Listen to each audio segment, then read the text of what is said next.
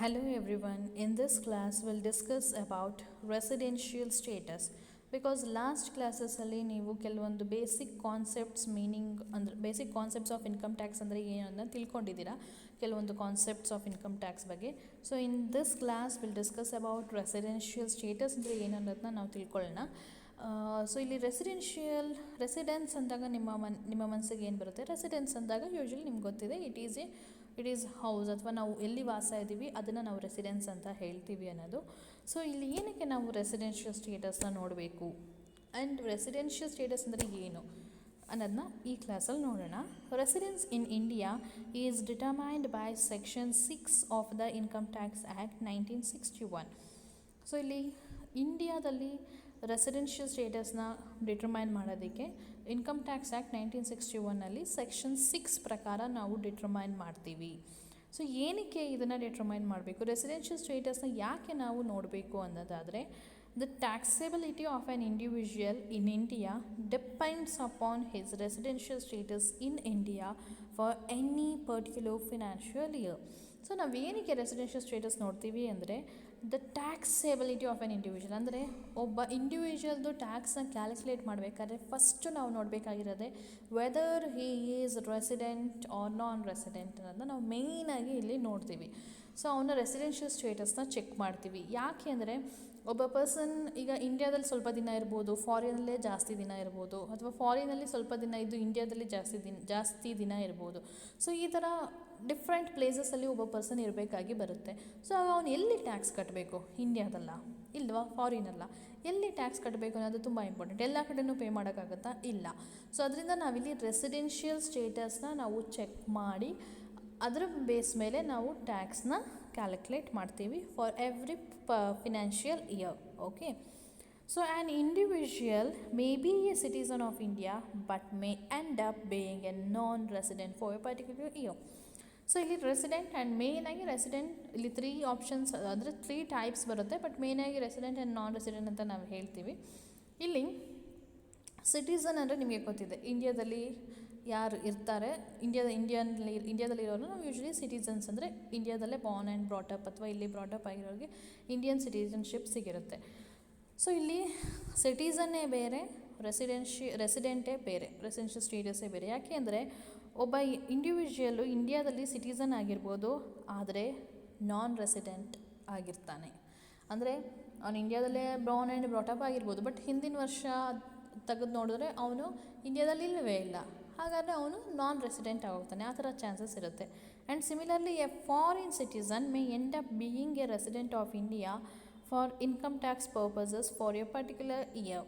ಅದೇ ಥರ ಒಬ್ಬ ಫಾರಿನ್ ಸಿಟಿಸನ್ ಇಂಡಿಯಾದಲ್ಲಿ ರೆಸಿಡೆಂಟ್ ಆಗ್ಬೋದು, ಅಂದರೆ ಅವನು ಫಾರಿನಲ್ಲೇ ಬಾರ್ನ್ ಆ್ಯಂಡ್ ಬ್ರಾಟಪ್, ಅವನಿಗೆ ಸಿಟಿಸನ್ಶಿಪ್ ಸಿಕ್ಕಿರೋದು ಫಾರಿನಲ್ಲೇ, ಆದರೆ ಇಂಡಿಯಾದಲ್ಲೇ ಸುಮಾರು ವರ್ಷಗಳಿಂದ ಇಲ್ಲೇ ಇದ್ದಾನೆ ಅಂದರೆ ಆಗ ಅವನು ಇಂಡಿಯಾದಲ್ಲಿ ರೆಸಿಡೆಂಟ್ ಆಗ್ತಾನೆ. ಆ ಥರ ಇಲ್ಲಿ ಸಿಟಿಸನ್ಶಿಪ್ಪೇ ಬೇರೆ, ರೆಸಿಡೆನ್ಷಿಯಲ್ ಸ್ಟೇಟಸ್ಸೇ ಬೇರೆ. ಓಕೆ, ಸಿಟಿಸನ್ಗೂ ರೆಸಿಡೆಂಟ್ಗೂ ಕನ್ಫ್ಯೂಷನ್ ಆಗಿಬಿಡಿ. ಸಿಟಿಸನ್ ಅನ್ನೋದೇ ಬೇರೆ, ರೆಸಿಡೆಂಟ್ಸ್ ಅನ್ನೋದೇ ಇಲ್ಲಿ ಬೇರೆ. And the residential status of different types of persons with an individual, a firm, a company, etc. is determined differently. ಅದೇ ಥರ ಇಲ್ಲಿ ಇಂಡಿವಿಜುವಲ್ಗೆ ರೆಸಿಡೆನ್ಷಿಯಲ್ ಸ್ಟೇಟಸ್ ಬೇರೆ ಥರ ಇರುತ್ತೆ, ಫರ್ಮ್ ಆ್ಯಂಡ್ ಕಂಪನಿಗೆ ಬೇರೆ ಥರ ಇರುತ್ತೆ. ಸೊ ಇಲ್ಲಿ ಒಂದೇ ಥರ ರೆಸಿಡೆನ್ಷಿಯಲ್ ಸ್ಟೇಟಸ್ ಇರಲ್ಲ. ಇಂಡಿವಿಜುವಲ್ಗೆ ಬೇರೆ ಥರ ಡಿಟರ್ಮೈನ್ ಮಾಡ್ತೀವಿ, ಫರ್ಮ್ ಆ್ಯಂಡ್ ಕಂಪನಿಗೆ ಬೇರೆ ಥರ ಡಿಟರ್ಮೈನ್ ಮಾಡ್ತೀವಿ. ಸೊ ಹಾಗಾದರೆ how to determine residential status? ನನಗೆ ಹೇಳಿದ್ರೆ ಡಿಟರ್ಮೈನ್ ಮಾಡ್ತೀವಿ. ಸೊ ಹಾಗಾದರೆ ಹೇಗೆ ಡಿಟರ್ಮೈನ್ ಮಾಡಬೇಕು? So for the purpose of income tax in India, the income tax laws in India classifies taxable persons as. So ಇಲ್ಲಿ ನಾವು ಡಿಟರ್ಮೈನ್ ಮಾಡಬೇಕು ಅಂದರೆ ಫಸ್ಟು ಇಲ್ಲಿ ಇಂಡಿವಿಜುವಲ್ಸ್ನ 3 ಥರ ನಾವು ಕ್ಲಾಸಿಫಿಕೇಷನ್ ಮಾಡ್ತೀವಿ. Taxable persons are classified into 3. One is a resident, second one a resident but not ordinarily resident, third one a non-resident. So the tax liability or taxability differs for each of the above categories of taxpayers. So ಇಲ್ಲಿ 3 ಥರ residents ಬರುತ್ತೆ ಅಂದರೆ residential status. ಒಂದು resident ಆಗಿರ್ಬೋದು ಅಥವಾ resident but not ordinary resident, and third one non resident. ನೀವು NRIs ಅಂತ usually ಕೇಳಿರ್ತೀರ ಅಲ್ವಾ? ಸೊ ಅದೇನೇ non residents. So the taxability differs for each of the above categories of tax base. ಇಲ್ಲಿ ರೆಸಿಡೆಂಟ್ಸ್ಗೆ ಟ್ಯಾಕ್ಸೆಬಿಲಿಟಿ ಬೇರೆ ಥರ ಮಾಡ್ತೀವಿ, ರೆಸಿಡೆಂಟ್ ಬಟ್ ನಾಟ್ ಆರ್ಡಿನರಿ ರೆಸಿಡೆಂಟ್ಗೆ ಬೇರೆ ಥರ ಬರುತ್ತೆ, ಆ್ಯಂಡ್ NRIಸ್ಗೆ ಬೇರೆ ಥರ ಬರುತ್ತೆ. ಸೊ ಲೆಟ್ ಅಸ್ ಸಿ ಹಾಗಾದರೆ ಯಾರು resident but not ordinary resident and ಯಾರು ನಾನ್ ರೆಸಿಡೆಂಟ್ ಆಗ್ತಾರೆ ಅನ್ನೋದನ್ನ. So first let us see who is a resident. A taxpayer would qualify as a resident of India if he satisfies any one of the following two basic conditions. So ಇಲ್ಲಿ ಒಬ್ಬ person resident ಆಗಬೇಕು ಅಂದರೆ ಅವನು first ಇಲ್ಲಿ basic ಕಂಡೀಷನ್ನ fulfil ಮಾಡಬೇಕು, any one of the basic condition. So there are two basic conditions ಇರುತ್ತೆ, ಅದರಲ್ಲಿ ಯಾವುದಾದ್ರು ಒಂದನ್ನು ಫುಲ್ಫಿಲ್ ಮಾಡಿದ್ರೂ ಕೂಡ ಆ ಪರ್ಸನ್ ಇಲ್ಲಿ ರೆಸಿಡೆಂಟ್ ಆಗ್ಬೋದು. So the first condition is he must stay in India for a period of 182 days or more. ಅದನ್ನು ಚೇಂಜಸ್ ಮಾಡ್ಕೊಳ್ಳಿ. ಈ must be stay in India for a period of 182 days or more in the previous year. Okay, ಅದನ್ನು add ಮಾಡ್ಕೊಳ್ಳಿ, in the previous year. So ಒಬ್ಬ resident ಅಂದರೆ ಒಬ್ಬ ಪರ್ಸನ್ನ resident ಅಂತ ಕರಿಬೇಕಂದ್ರೆ previous ಇಯರಲ್ಲಿ ಅವನು 182 days ಅಥವಾ ಅದಕ್ಕಿಂತ ಜಾಸ್ತಿ ದಿನ ಇಂಡಿಯಾದಲ್ಲಿ ಇದ್ದಿರಬೇಕು. ಓಕೆ, ಇಲ್ಲಿ ಪ್ರೀವಿಯಸ್ ಇಯರ್ ಅಂದರೆ ನಿಮಗೆ ಆಲ್ರೆಡಿ ಗೊತ್ತಿದೆ 2019-20, ಬಿಕಾಸ್ ಅಸೆಸ್ಮೆಂಟ್ ಇಯರ್ 2020-21 ಈಗ ನಾವು ಮಾಡೋ ಪ್ರಾಬ್ಲಮ್ಸ್ಗೆ. ಸೊ 1920ಯಲ್ಲಿ ಅವನು ಇಂಡಿಯಾದಲ್ಲಿ 182 days ಅಥವಾ ಅದಕ್ಕಿಂತ ಜಾಸ್ತಿ ದಿನ ಇಂಡಿಯಾದಲ್ಲಿ ಇರಬೇಕು. That is first condition. Then second condition is he must stay in India for the immediately 4 preceding years in is 365 days. ಅಂದರೆ he must stay in India for a period of 365 days for the immediately 4 years preceding the previous year. ಅಂದರೆ previous year ಅಂದರೆ 2019-20, ಅದರಿಂದ ಹಿಂದೆ 4 ವರ್ಷ ಹೋಗಿ ಆ 4 ವರ್ಷದಲ್ಲಿ ಟೋಟಲಾಗಿ ಅವನು 365 days ಇಂಡಿಯಾದಲ್ಲಿ ಇರಬೇಕಿತ್ತು. ಅದ್ರ ಜೊತೆಗೆ and 60 days or more in the relevant financial year. ಅಂದರೆ ರಿಲೆವೆಂಟ್ ಫಿನಾನ್ಷಿಯಲ್ ಇಯರ್ ಅಂದರೆ ಪ್ರೀವಿಯಸ್ ಇಯರ್ 2019-20. ಓಕೆ, 2019-20ಯಲ್ಲಿ ಆ ಪರ್ಸನ್ 60 days ಅಥವಾ ಅದಕ್ಕಿಂತ ಜಾಸ್ತಿ ಇಂಡಿಯಾದಲ್ಲಿ ಇರಬೇಕು. ಅದ್ರ ಜೊತೆಗೆ ಅದರ ಹಿಂದೆ 4 ವರ್ಷ ಹೋದರೆ ಅಲ್ಲಿ 365 days ಅಥವಾ ಅದಕ್ಕಿಂತ ಜಾಸ್ತಿ ದಿನ ಇಂಡಿಯಾದಲ್ಲಿ ಇರಬೇಕು. Okay, so these are the two basic conditions. So ಒಬ್ಬ ಪರ್ಸನ್ ರೆಸಿಡೆಂಟ್ ಆಗಬೇಕಂದ್ರೆ ಇದೆರಡರಲ್ಲಿ ಒಂದು ಕಂಡೀಷನ್ನ ಫುಲ್ಫಿಲ್ ಮಾಡಿದ್ರೆ ಸಾಕು. ಅಂದರೆ ಫಸ್ಟ್ ನೀವು ನೋಡಬೇಕಾಗಿರೋದು ಅವನು ಪ್ರೀವಿಯಸ್ ಇಯರ್ ಎಷ್ಟು ದಿನ ಇದ್ದ, 182 days ಅಥವಾ ಅದಕ್ಕಿಂತ ಜಾಸ್ತಿ ಇದ್ದರೆ ಎಸ್ ಈ ಸ್ಯಾಟಿಸ್ಫೈಡ್ ಫಸ್ಟ್ ಬೇಸಿಕ್ ಕಂಡೀಷನ್. ಇಲ್ಲ 182 days ಅವನು ಇರಲಿಲ್ಲ ಅಂತ ಅಂದ್ಕೊಳ್ಳಿ, ಹಾಗಾದ್ರೆ ಎಷ್ಟು ದಿನ ಇದ್ದ ನೋಡಿ, 60 days ಇದ್ದ ಅಥವಾ ಅದಕ್ಕಿಂತ ಜಾಸ್ತಿ ಇದ್ದಾನ, ಎಸ್ 60 daysಗಿಂತ ಜಾಸ್ತಿ ಇದ್ದಾನೆ, ಇದು ಸೆಕೆಂಡ್ ಕಂಡೀಷನಲ್ಲಿ ಬರುತ್ತೆ. ಹಾಗಾದರೆ ಅಷ್ಟಕ್ಕೆ ನೀವು ನಿಲ್ಲಿಸಂಗಿಲ್ಲ. 60 days ಒಂದು ಪ್ರೀವಿಯಸ್ ಇಯರ್ ಇದ್ದ ಅಂದರೆ ಅದರ ಹಿಂದೆ 4 ವರ್ಷ ಲೈಕ್ 2018-19, 17-18, 16-17 ಆ್ಯಂಡ್ 15-16. ಸೊ ಇದು 4 ವರ್ಷದಲ್ಲಿ ಅವನು ಎಷ್ಟೆಷ್ಟು ದಿನ ಇಂಡಿಯಾದಲ್ಲಿ ಇದ್ದ ಅನ್ನೋದನ್ನ ನೀವು ಚೆಕ್ ಮಾಡಿ. ಆಗ ಆ 4 ವರ್ಷದಲ್ಲಿ ಟೋಟಲಾಗಿ ಅವನು 365 daysಗಿಂತ ಜಾಸ್ತಿ ಏನಾದ್ರು ಇಂಡಿಯಾದಲ್ಲಿದ್ದರೆ then he satisfies second condition, then also he resident. So okay, ಈ ಎರಡರಲ್ಲಿ ಯಾವುದಾದ್ರು ಒಂದು ಬೇಸಿಕ್ ಕಂಡೀಷನ್ನ ಫುಲ್ಫಿಲ್ ಮಾಡಿದ್ರೆ ಸಾಕು. So but there are some exceptions ಇದೆ. ಈ ಬೇಸಿಕ್ ಕಂಡೀಷನ್ಗೆ ಕೆಲವೊಂದು ಎಕ್ಸೆಪ್ಷನ್ ಇದೆ. ಯಾವ್ಯಾವುದು ಅಂದರೆ, in the following cases an individual has to stay in India for a period of 182 days or more instead of 60 days or more during the relevant previous year. So ನಾವು second basic condition ನೋಡಿದ್ವಿ ಅಲ್ಲ, ಆ second basic condition ಏನು ಹೇಳುತ್ತೆ, ಅವನು 60 days ಇರಬೇಕಿದ್ರೆ ಸಾಕು, ಅದ್ರ ಹಿಂದೆ 4 ವರ್ಷ 365 days ಇರಬೇಕು ಅಂತ ಹೇಳಿದೆ. ಸೊ ಆ ಸೆಕೆಂಡ್ ಕಂಡೀಷನಲ್ಲಿ ಏನು 60 days ಇದೆ ಅದು ಕೆಲವರಿಗೆ 182 days ಆಗುತ್ತೆ. ಕೆಲವರಿಗೆ ಮಾತ್ರ 182 daysನೇ ನಾವು ಕನ್ಸಿಡರ್ ಮಾಡ್ತೀವಿ. ಅಂದರೆ ನಾವು ಫಸ್ಟ್ ಬೇಸಿಕ್ ಕಂಡೀಷನ್ನ ಮಾತ್ರ ತಗೋತೀವಿ ಕೆಲವರಿಗೆ. ಹಾಗಾದರೆ ಯಾರಿಗೆ ಆ ಫಸ್ಟ್ ಬೇಸಿಕ್ ಕಂಡೀಷನ್ ತಗೋತೀವಿ ಅಂದರೆ, in case of an Indian citizen leaving India for the purpose of employment in the previous year. So ಅವನು ಇಂಡಿಯನ್ ಸಿಟಿಸನ್ ಆಗಿದ್ದು ಲಾಸ್ಟ್ ಇಯರ್ ಏನಾದರೂ ಎಂಪ್ಲಾಯ್ಮೆಂಟ್ ಪರ್ಪಸ್ಗೆ ಫಾರಿನ್ಗೆ ಹೋಗಿದರೆ ಆ ಪರ್ಸನ್ದು ರೆಸಿಡೆನ್ಷಿಯಲ್ ಸ್ಟೇಟಸ್ ಕ್ಯಾಲ್ಕುಲೇಟ್ ಮಾಡಬೇಕಾದ್ರೆ ನಾವು ಫಸ್ಟ್ ಬೇಸಿಕ್ ಕಂಡೀಷನ್ನ ಮಾತ್ರ ನೋಡ್ತೀವಿ, ಸೆಕೆಂಡ್ ಒನ್ ನೋಡಲ್ಲ. Okay, a person Indian citizen but ಇಂಡಿಯಾನ ಏನಕ್ಕೆ ಬಿಡ್ತಾನೆ, ಅವನು ಎಂಪ್ಲಾಯ್ಮೆಂಟ್ ಪರ್ಪಸ್ಗೆ, ಆಗ ಅವನಿಗೆ ನಾವು ರೆಸಿಡೆನ್ಷಿಯಲ್ ಸ್ಟೇಟಸ್ ಚೆಕ್ ಮಾಡಬೇಕಾದ್ರೆ ಫಸ್ಟ್ ಬೇಸಿಕ್ ಕಂಡೀಷನ್ನ ಮಾತ್ರ ನೋಡ್ತೀವಿ, ಸೆಕೆಂಡ್ ನೋಡಲ್ಲ. Then second one, in case of an Indian citizen leaving India as a crew member of a ship in the previous year. Crew member ಅಂದರೆ ಈಗ ಶಿಪ್ಪಲ್ಲಿ ಇರ್ತಾರಲ್ಲ, ಶಿಪ್ಪಲ್ಲಿ ವರ್ಕ್ ಮಾಡೋರಿಗೆ ನಾವು ಕ್ರ್ಯೂ ಮೆಂಬರ್ಸ್ ಅಂತ ನಾವು ಹೇಳ್ತೀವಿ. ಆ ಶಿಪ್ ನಿಮಗೆ ಗೊತ್ತಿದೆ, ಶಿಪ್ ಈಗ ಒಂದೇ ಕಡೆ ಇರಲ್ಲ, ಬೇರೆ ಬೇರೆ ಕಂಟ್ರೀಸ್ಗೆ ಹೋಗಿ ಹೋಗಿ ಬರೋದು ಇದ್ದೇ ಇರುತ್ತೆ. ಸೊ ಆ ಥರ ಶಿಪ್ಪಲ್ಲಿ ಇರೋಂಥ ಕ್ರ್ಯೂ ಮೆಂಬರ್ಸ್ದು ನಾವು ರೆಸಿಡೆನ್ಷಿಯಲ್ ಸ್ಟೇಟಸ್ ಚೆಕ್ ಮಾಡಬೇಕಾದ್ರೆ ಕೂಡ ಫಸ್ಟ್ ಬೇಸಿಕ್ ಕಂಡೀಷನ್ನ ಮಾತ್ರ ನೋಡ್ತೀವಿ, ಸೆಕೆಂಡ್ ಬೇಸಿಕ್ ಕಂಡೀಷನ್ ನಾವು ನೋಡಲ್ಲ. Then third one, in case of a person of Indian origin coming on a visit to India during the previous year and Indian origin ಅಂದರೆ ಇಂಡಿಯಾದಲ್ಲೇ ಅವನು ಬಾರ್ನ್ ಆಗಿರ್ಬೋದು, ಬ್ರಾಟಪ್ ಆಗಿರ್ಬೋದು, ಆಮೇಲೆ ಏನೋ ಚಿಕ್ಕದ್ರಲ್ಲೇ ಅಥವಾ ಅವ್ನಿಗೇನೋ ಒಂದು ರೀಸನಿಂದ ಫಾರಿನಲ್ಲಿ ಹೋಗಿ ಸೆಟ್ಲ್ ಆಗಿರ್ತಾನೆ. ಅದಾದಮೇಲೆ ಇಂಡಿಯಾಗೆ ಒಂದು ವಿಸಿಟ್ಗೆ ಅಂತ ಬರ್ತಾನೆ, just to visit, not for business purpose or not anything. Okay, ಇಂಡಿಯಾಗೆ ಜಸ್ಟ್ ಟು ವಿಸಿಟ್ಗೆ ಅಂತ ಬಂದಾಗ ಆಗ ನಾವು ಫಸ್ಟ್ ಬೇಸಿಕ್ ಕಂಡೀಷನ್ನ ಮಾತ್ರ ಚೆಕ್ ಮಾಡ್ತೀವಿ, ಸೆಕೆಂಡ್ ಬೇಸಿಕ್ ಕಂಡೀಷನ್ ನೋಡಲ್ಲ. So these are the 3 exceptions. ಅಂದರೆ ಈ 3 ಕೇಸಲ್ಲಿ ನಾವು ಫಸ್ಟ್ ಬೇಸಿಕ್ ಕಂಡೀಷನ್ನ ಮಾತ್ರ ನೋಡ್ತೀವಿ, ಸೆಕೆಂಡ್ ಬೇಸಿಕ್ ಕಂಡೀಷನ್ನ ನೋಡಲ್ಲ. ಅಂದರೆ ಈ 3 ಸಿಚುವೇಷನಲ್ಲಿ ಅವನು 182 ಡೇಸ್ ಇಂಡಿಯಾದಲ್ಲಿ ಇದ್ದರೆ ಆಗ ಮಾತ್ರ ಅವನು ರೆಸಿಡೆಂಟ್ ಆಗ್ತಾನೆ, otherwise he is non resident. Okay, ಅಂದರೆ ಫಸ್ಟು ಅವನು ಎಂಪ್ಲಾಯ್ಮೆಂಟ್ ಪರ್ಪಸ್ಗೆ ಹೊರಗಡೆ ಹೋಗಿದ್ರೆ, then crew member of ship ಆಗಿದ್ರೆ, then Indian origin but coming to India for a visit ಅದಕ್ಕೋಸ್ಕರ ಬಂದಿದ್ದರೆ, ಈ 3 ಕೇಸಲ್ಲಿ ಮಾತ್ರ ಅವನಿಗೆ ಫಸ್ಟ್ ಬೇಸಿಕ್ ಕಂಡೀಷನ್ನ ಮಾತ್ರ ಅಪ್ಲೈ ಮಾಡ್ತೀವಿ, ಸೆಕೆಂಡ್ ಬೇಸಿಕ್ ಕಂಡೀಷನ್ ಅಪ್ಲೈ ಮಾಡೋದಕ್ಕಾಗಲ್ಲ. ಹಾಗಾದರೆ ಸೊ ರೆಸಿಡೆಂಟ್ ಅಂದರೆ ನಿಮ್ಗೆ ಏನಂತ ಗೊತ್ತಾಯಿತು. Then resident but not ordinary resident ಅಂದರೆ ಯಾರು?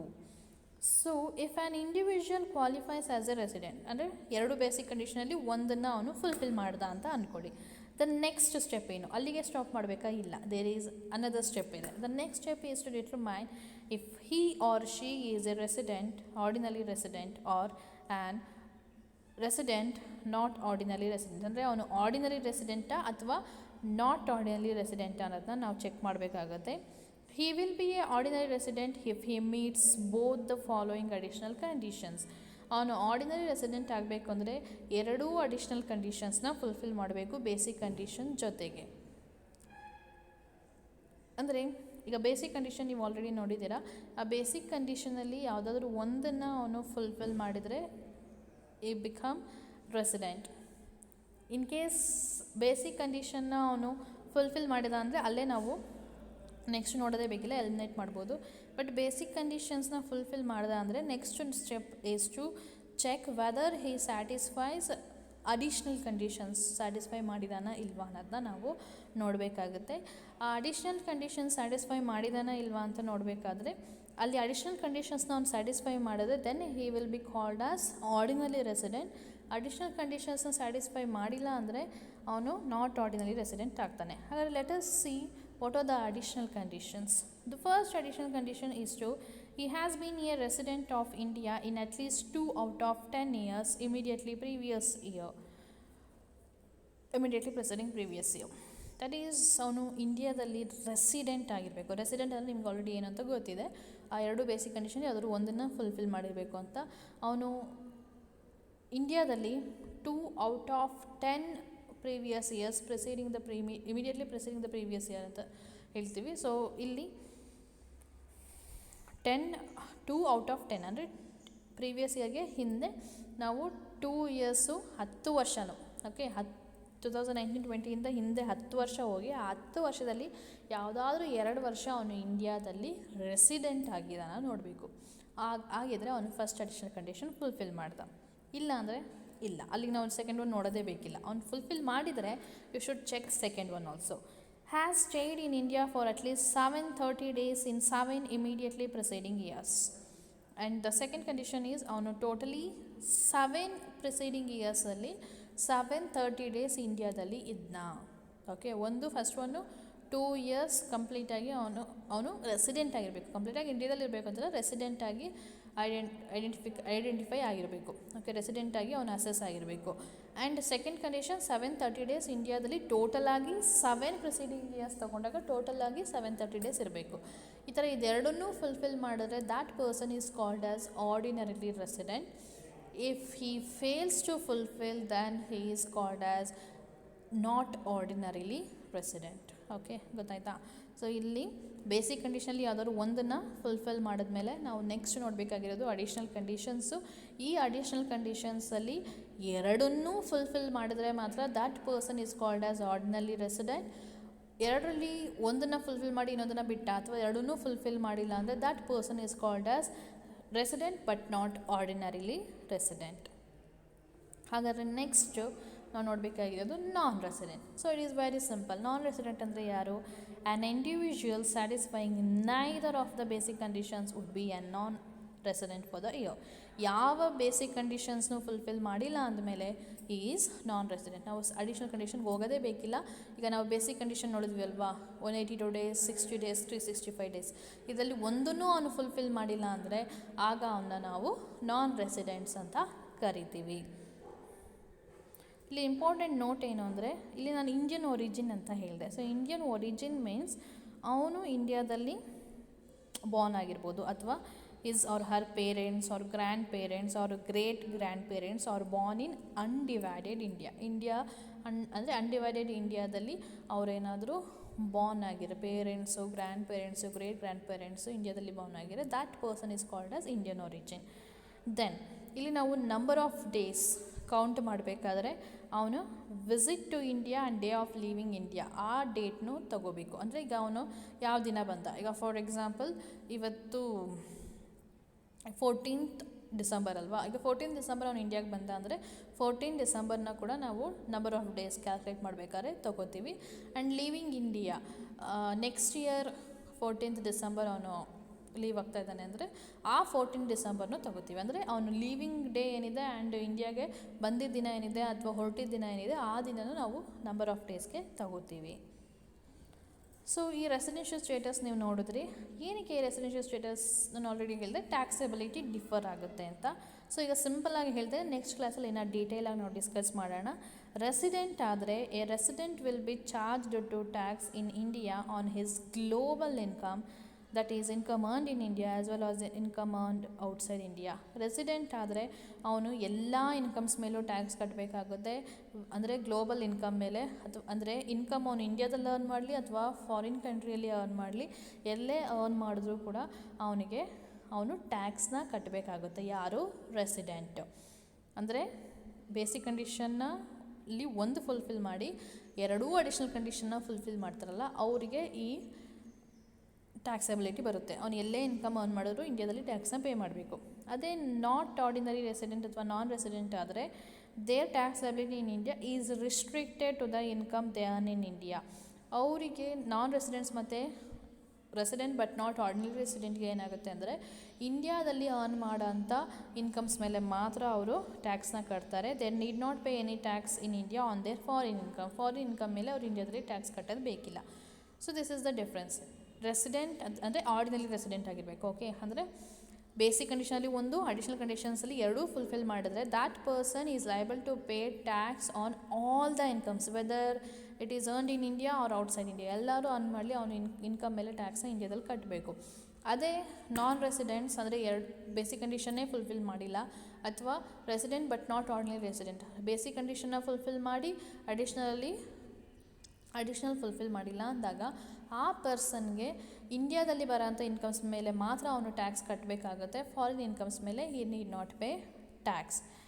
ಸೊ ಲೈಕ್ ದಿಸ್ ಅವನಿಗೆ ಟ್ಯಾಕ್ಸೆಬಿಲಿಟಿ ಡಿಫರ್ ಆಗುತ್ತೆ. ಸೊ ಈ ಪರ್ಪಸ್ಗೆ ನಾವು ರೆಸಿಡೆನ್ಷಿಯಲ್ ಸ್ಟೇಟಸ್ನ ಚೆಕ್ ಮಾಡೋದು ತುಂಬಾ important. So in this class we have discussed about residential status of individual ನ ಮಾತ್ರ ನಾವಿಲ್ಲಿ ನೋಡಿದ್ದೀವಿ. ಸೊ ರೆಸಿಡೆಂಟ್ ಅಂದರೆ ಏನು, ಆರ್ಡಿನರಿ ರೆಸಿಡೆಂಟ್ ಅಂದರೆ ಏನು, resident but not ordinary resident ಅಂದರೆ ಏನು, ದೆನ್ ನಾನ್ ರೆಸಿಡೆಂಟ್ಸ್ ಅಂದರೆ ಏನು, ಆ್ಯಂಡ್ ಅವ್ರಿಗೆ ಯಾವ ರೀತಿ ಟ್ಯಾಕ್ಸೆಬಿಲಿಟಿ ಬರುತ್ತೆ, ಇಷ್ಟನ್ನು ನಾವು ಡಿಸ್ಕಸ್ ಮಾಡಿದ್ದೀವಿ. ನೆಕ್ಸ್ಟ್ ಕ್ಲಾಸಲ್ಲಿ will discuss incidence of tax, ಯಾವ ರೀತಿ ಬರುತ್ತೆ ಟ್ಯಾಕ್ಸ್ ಅನ್ನೋದನ್ನ ನೋಡೋಣ. Thank you.